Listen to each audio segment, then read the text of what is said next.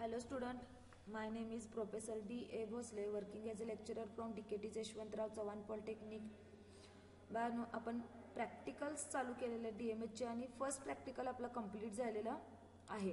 तर आता आपण सेकंड प्रॅक्टिकल बघणार आहोत. प्रॅक्टिकल नंबर 2 जे आहे ते. मग ह्या प्रॅक्टिकल मध्ये आपल्याला बघायचं आहे MS Access code to apply given validation on table and set error messages, set default value for column, set and remove password, database password. म्हणजेच काय, आता बघा याच्यामध्ये आपल्याला काय करायचं आहे. फर्स्ट आता आपण पहिल्या प्रॅक्टिकलमध्ये एक टेबल तयार केला होता, एक डेटाबेस पहिला तयार केला होता. तर फर्स्ट जो डेटाबेस तयार करणार आहे तर त्या डेटाबेसला काय करायचं, एक पासवर्ड अप्लाय करायचं. म्हणजे तो डेटाबेस आपला कोणी सुद्धा हॅक करू नये.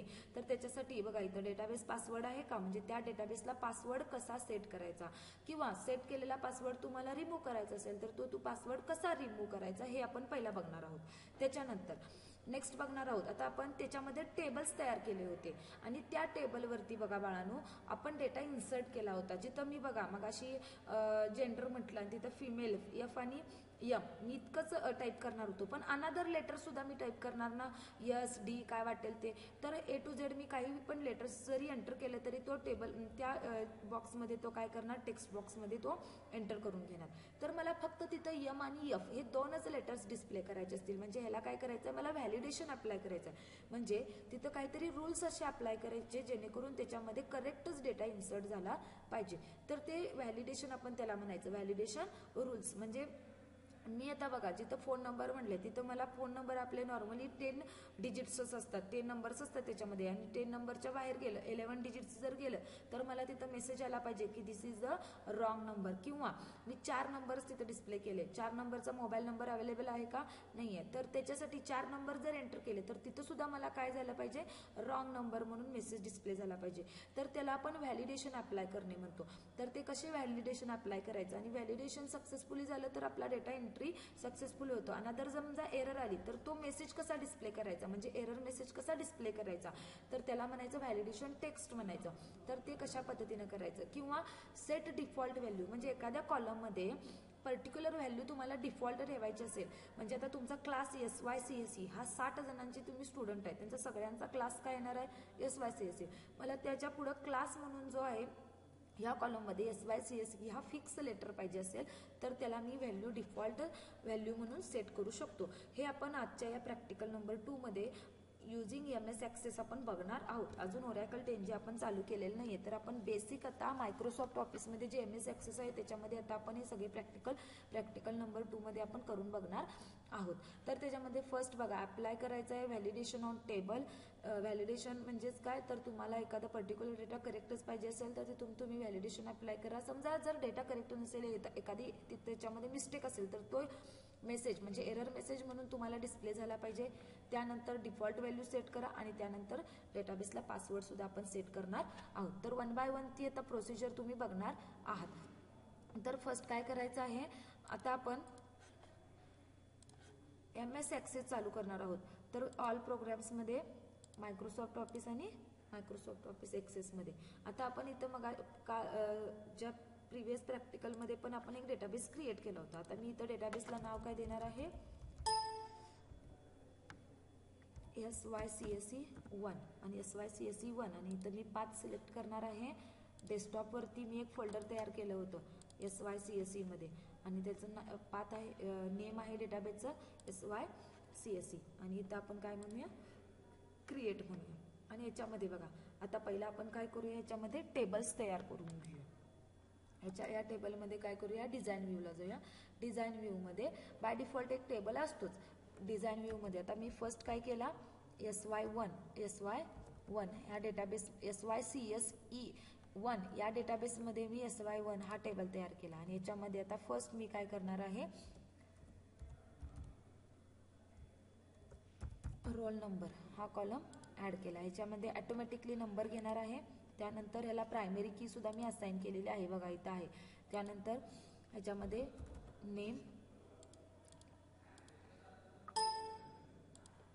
नेमचा डेटा टाईप ऑलवेज नेहमी टेक्स्ट असतो. ह्याच्यामध्ये मी साईज दिली 25. त्यानंतर आता मी इथं जेंडर, इथं मला काय हवं आहे, टेक्स्टच हवं आहे, पण ह्याच्यामध्ये एकच F किंवा यम ह्यापैकीच म्हणजे एकच लेटर पाहिजे असेल तर तुम्ही इथं बघा आता व्हॅलिडेशन रूलमध्ये तुम्ही अप्लाय करायचं. तुमचं म्हणजे ए टू झेड मधलं फक्त मला एफ किंवा यम हेच लेटर पाहिजे असेल तर तुम्ही इथं जेंडरमध्ये तुम्ही व्हॅलिडेशन रूल या कॉलम चेकबॉक्समध्ये तुम्ही यम किंवा एफ असं तुम्ही टाईप करू शकता. आणि एम किंवा एफ हे जे एम किंवा एफ असणार आहे हे डबल कोटमध्ये द्या.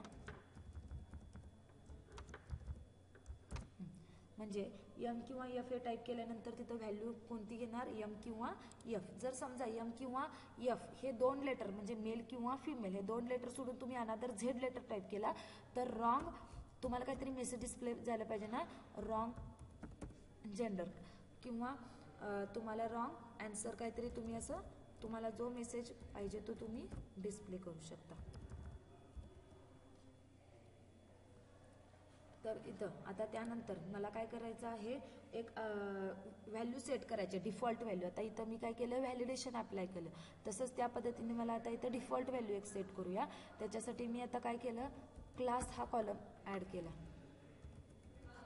आणि क्लास या कॉलममध्ये मला काय करायचं आहे टेक्स्टच एंटर करायचं आहे आणि टेक्स्टची साईज मला किती द्यायची ती देऊ शकता तुम्ही. आणि याच्यामध्ये टेक्स्ट नेहमी माझं काय असणार आहे SYCSE हेच कायमचं टेक्स्ट मला फिक्स राहणार आहे. तर तुम्ही ह्या पद्धतीने इथं टेक्स्ट पण देऊ शकता. आता इथं बघा जसं तुम्ही नेमला पण तुम्ही इथं व्हॅलिडेशन अप्लाय करू शकता. हां इथं व्हॅलिडेशनमध्ये तुम्हाला ए टू झेड लेटर्स पाहिजे तर तुम्ही A to Z capital A to Z आणि small A to Z. Size मी जशी दिली फील्ड साईज किती दिली आहे 25 म्हणजे इथं 25पेक्षा जास्त त्याच्यामध्ये लेटर्स घेणार नाही. तर या पद्धतीने आता तुम्ही हा टेबल तयार केला. हा टेबल सेव्ह करा. इथून क्लोज केल्यानंतर क्वेश्चन विचारतो तुम्हाला do you want to save the changes yes म्हणा. आणि याच्यामध्ये बघा आता जेव्हा तुम्ही इथं ॲटोमॅटिकली इथं टाईप करायची काही गरज नाही आहे. आता तुम्ही इथं बघा नेम एंटर केला SDF. आता इथं तुम्ही आर टाईप केला. आता इथं आर रॉंग आन्सर डिस्प्ले झालं का कारण जेंडरनी मी एफ किंवा एमच पाहिजे आणि SYCSE क्लास काय झालं बाय डिफॉल्ट झालेला आहे. त्यानंतर इथं तुम्ही न्यू म्हणता ह्याच्यानंतर ॲटोमॅटिकली इन्क्रीज होतो 2च येतो रोल नंबर. त्यानंतर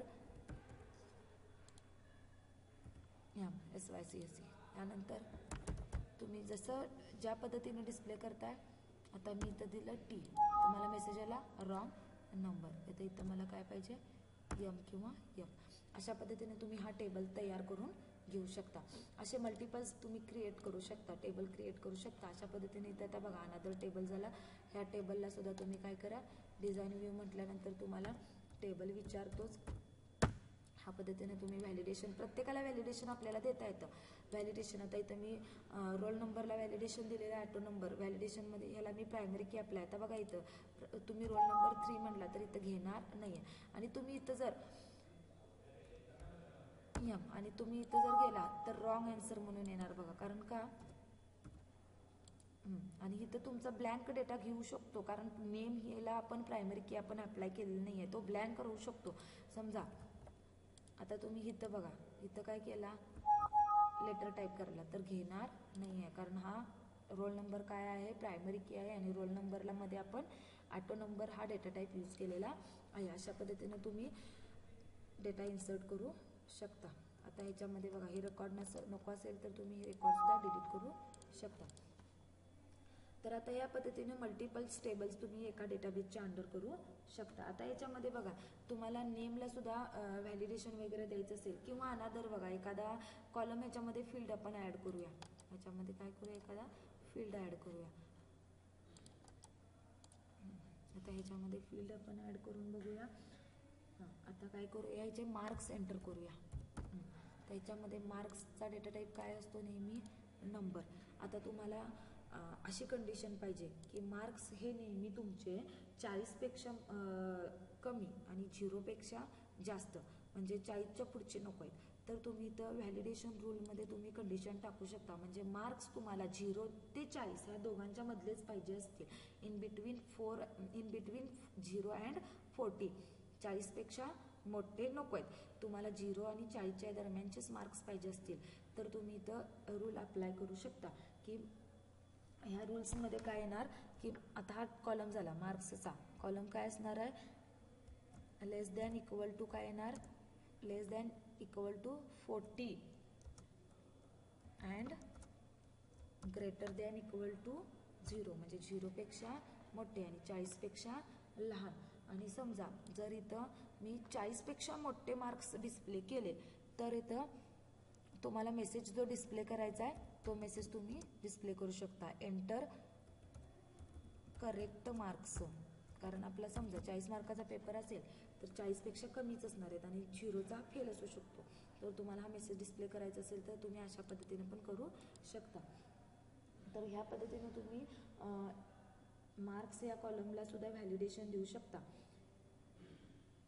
किंवा तुम्हाला अजून एक पर्सेंटेज किंवा पर्सेंटेज ह्याला पण तुम्हाला काय करायचं आहे, डेटा टाईप तुम्ही नंबर देऊ शकता. आणि ह्या तुम्हाला ह्याच्यामध्ये सुद्धा ह्या पर्सेंटेज तुमची 65पेक्षा काय असली पाहिजे, मोठी असली पाहिजे. कमी असेल तर तुम्हाला फेल म्हणून मेसेज डिस्प्ले झाला पाहिजे. तर is greater than equal to 65, greater than equal to 65 असला पाहिजे.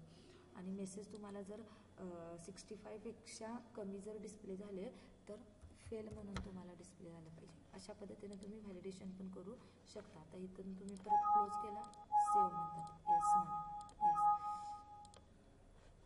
आता ह्या टेबलवरती बघा, आता ह्या टेबलमध्ये तुम्ही मार्क्स एंटर करा. आता मार्क्सला व्हॅलिडेशन काय दिलेलं आहे, 0 ते 40. मी काय केलं इथं 35 मार्क्स एंटर केले, घेणार. आता मी 48 केलं, येतात काय बघा, एंटर करेक्ट मार्क्स. कारण नेहमी तो काय घेणार आहे, 0 सुद्धा घेऊ शकतो, पण 47 हे सुद्धा मार्क्स तो एंटर करून घेणार नाही. ओके. आता पर्सेंटेज सुद्धा बघा, पर्सेंटेज पण मला कितीचे पाहिजे, 65च्या अबाव पाहिजे, ग्रेटर दॅन. मग मी काय केले, 25 केले. तर फेल म्हणून डिस्प्ले झालं का, तर मला इथं सगळे जे असणार आहेत ते अबाव 65 फेल.